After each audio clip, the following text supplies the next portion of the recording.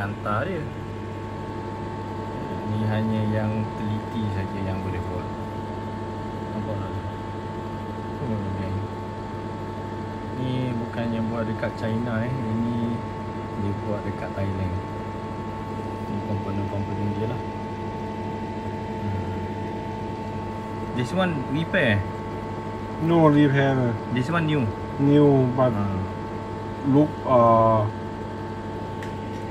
it's not good. Make new.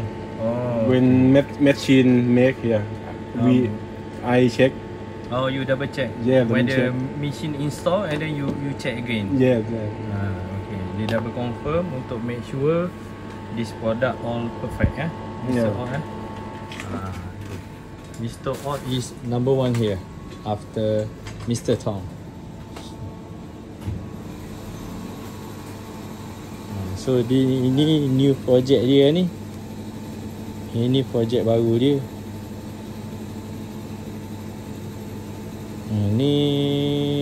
Ni magic.